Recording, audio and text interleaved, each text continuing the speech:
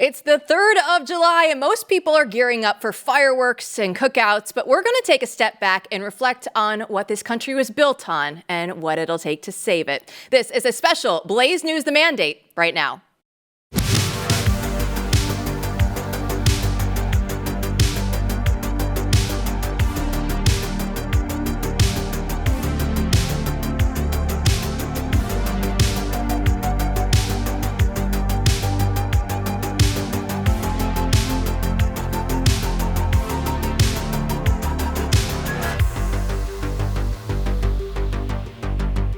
Welcome in, everyone. I'm Jill Savage, joined by our patriotic panel editor-in-chief, Matthew Peterson, and our D.C. politics editor, Chris Bedford. Gentlemen, Bedford's coming in hot here with the patriotic tie. Yes, he is ready for the 4th of July. Prepared. I can't wait. I don't think I'll be wearing a tie. I'll be out of uniform on the 4th itself. But today, we're getting ready. We're talking history, and I'm excited to join Professor Peterson's class again as he walks us through the rise and fall and potential rise again of the American Republic. Yeah, we're going to look at what America was meant to be, where we lost the plot, and how we're going to bring it back. But I do want to start because President Trump tonight is in Iowa to kick off the countdown to the nation's 250th birthday. Now, what do we know about this? Well, if a Republican's in office, we actually get to celebrate the country. So we're excited that we don't have to spend the 250th birthday upcoming of America with, the Charter of Negative Liberties, as Barack Obama would be calling it. I can only imagine what this country would be looking like right now if we had to deal with Kamala Harris. But no, we actually, MP, we get to start with Donald Trump and actually loving the country.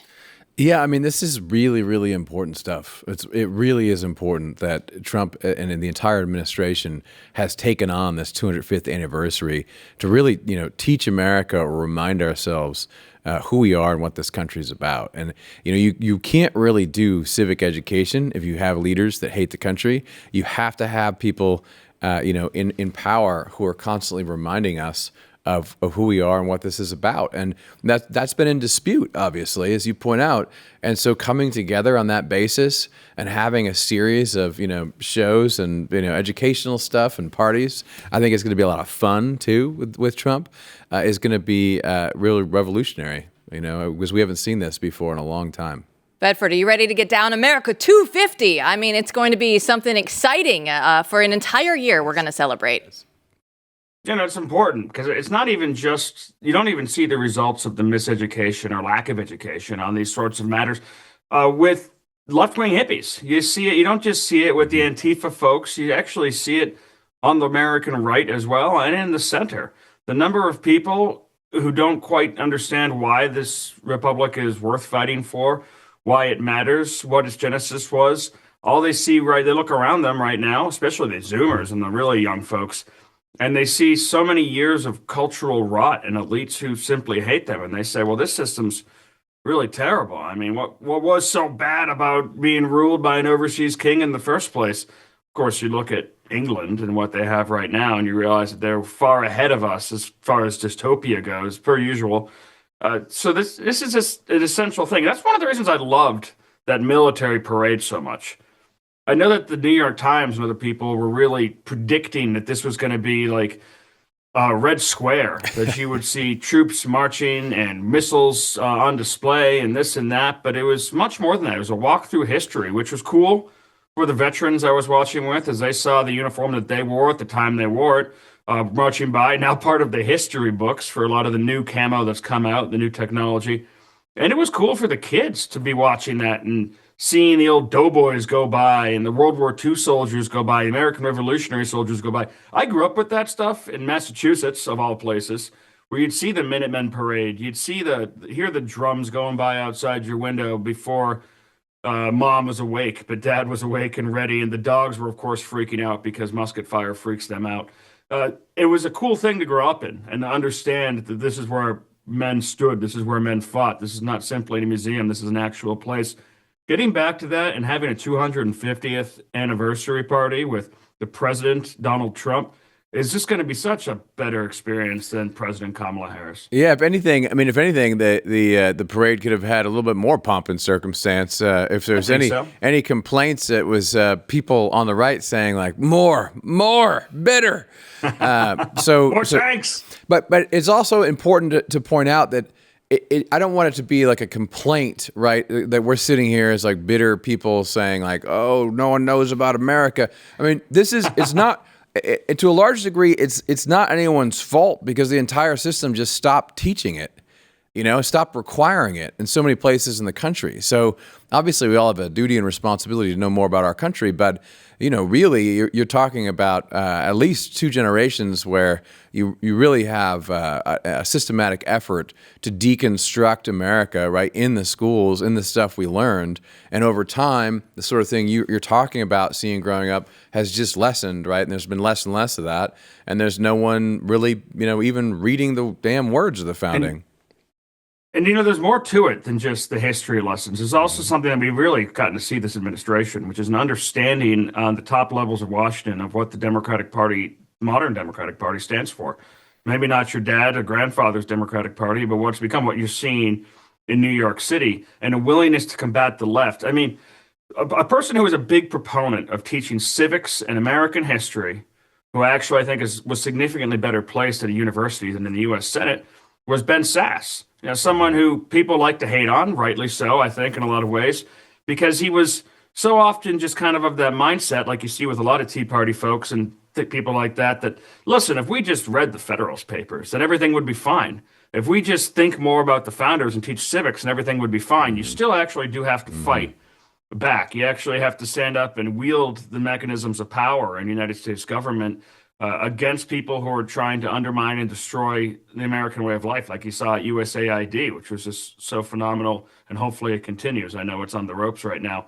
And simply teaching civics isn't enough. You need to have both, but it is an important step to just kind of understanding the role of a citizen, and not just understanding it, but acting on it, joining your local civic groups, everything else. And even to teach civics, right, you have to fight. I mean, so even to make sure that happens, right? I mean, you gotta do an enormous political battle to get rid of all these people in the educational establishment and fight that war, which has really only just begun to happen with some of the things, especially DeSantis is doing in Florida. So, both are needed, and we should throw on top of that, right? The sort of cultural, right? I mean, I'm sure like the guys you saw going out there in the Minutemen, that wasn't always tied to a school, right? There's all kinds of cultural groups and institutions that need to come back to life here for us to really understand who we are. All right, so let's get back to who we really are. Let's go all the way back to the founding of the country. Professor Peterson, we are going to start with you. This is your area of expertise. So what did the founders build? What did they want? Obviously, we are a republic, not a democracy. People get this wrong all the time. So take us back all the way to 1776. Well, you guys are playing with fire here today when you ask someone who is a professor or was a professor to start professing. So, be careful what you ask for. And I'll try not to go on too long. I think that we should start with the fact that most countries, when they look at their birth or their starting place, it's shrouded in the mists of time. There's a lot of sort of mythology, written into the code, the source code of the country. You look all the way back. And it gets cloudy, and there's really myths, stories, and a lot of times they carry a lot of truth about the founding of a country. But the remarkable thing, and why I believe, as long as we don't burn the entire earth down, which we, I guess, could do, but if we don't do that, people will study the American founding for generations, if not millennia, henceforth.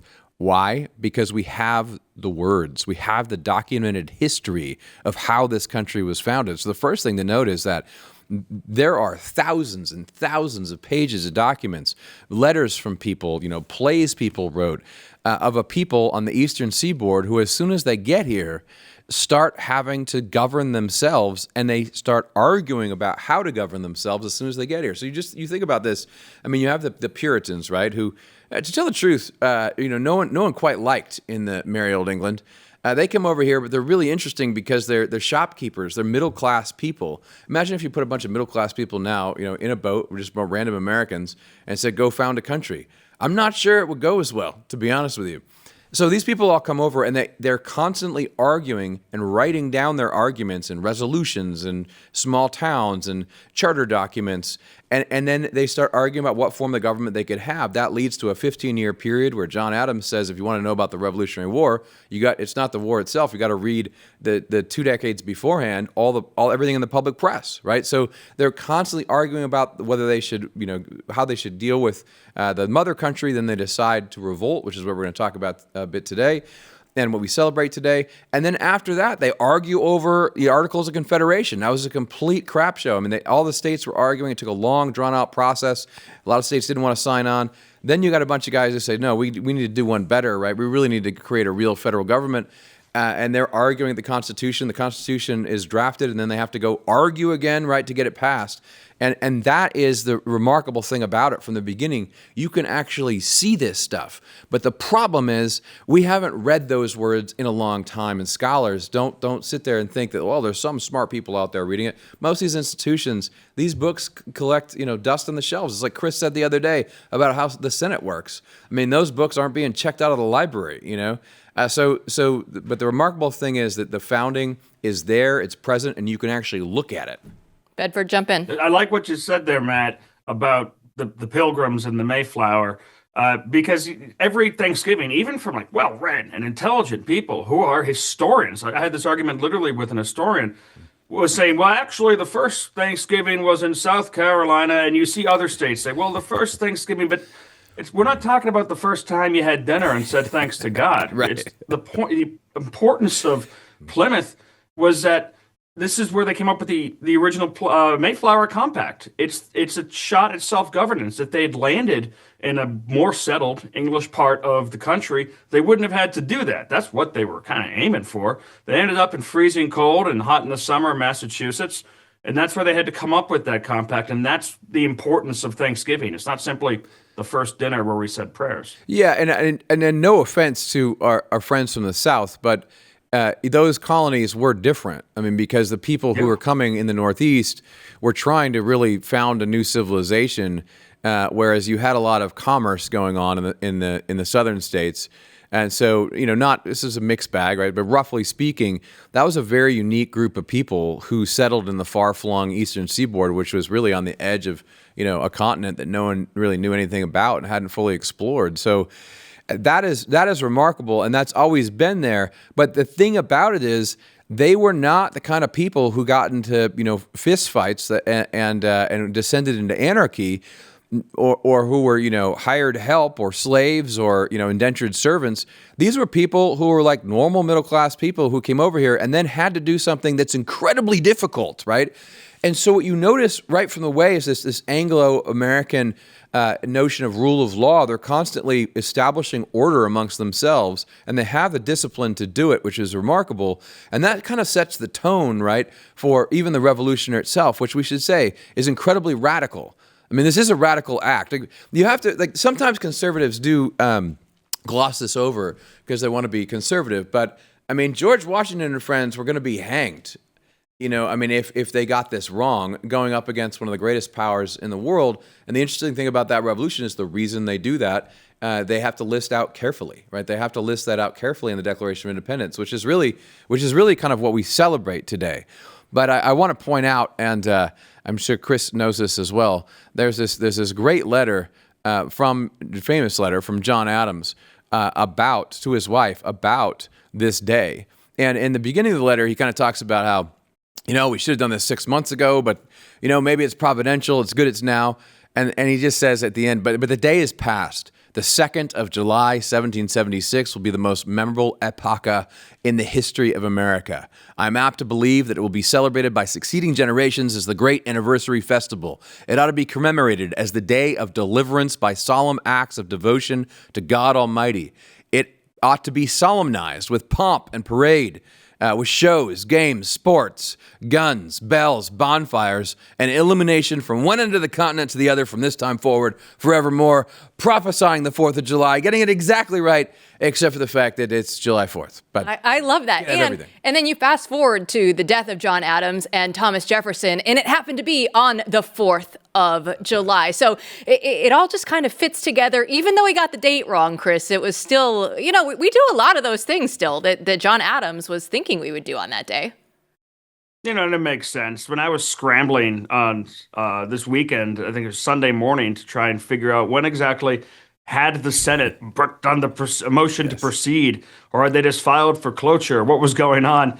Was it Saturday night? Was it Sunday morning? Things get a little lost. And I loved how the founders occasionally would choose different dates. And my favorite aspect of them, the copy editors don't like this, is how they just chose different spellings that depended on how they felt. They weren't getting bossed around by the Associated Press or some dude named Webster. There were no grammar Nazis then. It was a stupid person who could only... Yes. None.